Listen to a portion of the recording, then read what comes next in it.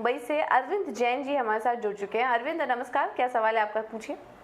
नमस्कार जी, मेरे पास टाटा कंज्यूमर है, 5000 शेयर है और जो मैंने 300 रुपीज में लिया था। तो अभी मेरे को क्या करना चाहिए? आगे उसको रखना चाहिए कि उसको क्या करना चाहिए?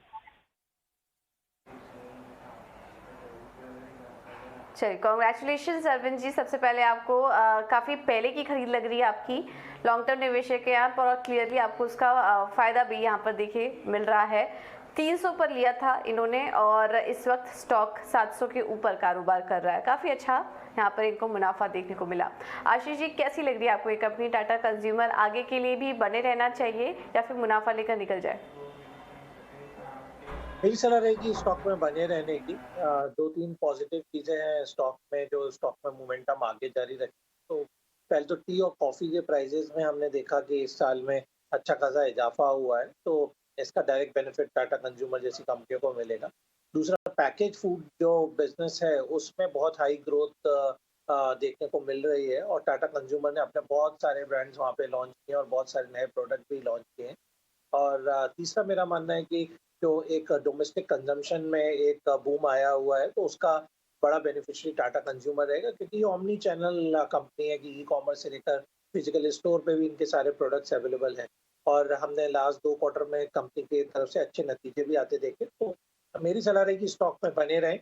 यदि 1 साल का पर्सपेक्टिव है तो आप तो ये स्टॉक इनफैक्ट 4 डिजिट में भी मिल सकता है।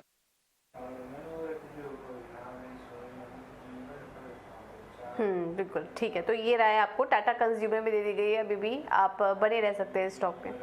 चलिए, अब आगे बढ़ते हैं और हमारे पास कुछ क्वेरीज भी आ रही हैं व्हाट्सएप के जरिए। यवतमाल जी ने सवाल भेजा, यवतमाल से आशीष जी ने सवाल भेजा है और इनका सवाल है HFCL पर।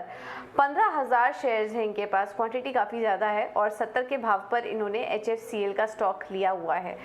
ये एक टेलीकॉम एंसिलरी कंपनी है, इसमें हमने देखा भी था कुछ समय पहले काफ़ी अच्छा मोमेंटम भी देखने को मिला, लेकिन पिछले काफ़ी समय से स्टॉक एक रेंज में ही कारोबार कर रहा है।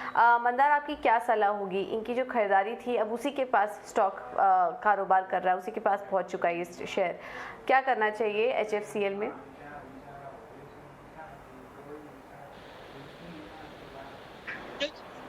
जी, इसका अगर मैं चार्ट देखता हूँ तो ये स्टॉक जो है वो फिलहाल एक 20 साल के रेजिस्टेंस बैंड पे ट्रेड कर रहा है। तो ये जो लेवल्स हैं करंट 75 से लेके 90 रुपए 100 रुपए तक की, तो ये पूरा एक 20 साल का रेजिस्टेंस है। प्लस पिछले एक डेढ़ साल का अगर चार्ट देखते हैं तो ये स्टॉक एक रेंज बाउंड ट्रेड में से गुजर रहा है। तो जो एक डेढ़ साल का जो रेंज स्टॉक में बना हुआ है वो है 55 रुपए से लेके ऊपर में 100 रुपए तक। तो इस तरीके का ये ट्रेड है फिलहाल, और इनकी जो खरीदारी है वो हाल ही की खरीदारी लग रही है। तो कंसोलिडेशन में इन्होंने बाय किया है। जब तक ये स्टॉक एक ट्रेंड नहीं डिसाइड करता है, यानी ऊपर का रेजिस्टेंस ब्रेक करके ये ऊपर नहीं चलता है, तब तक हम ऊपर के टारगेट्स नहीं डिसाइड कर पाएंगे।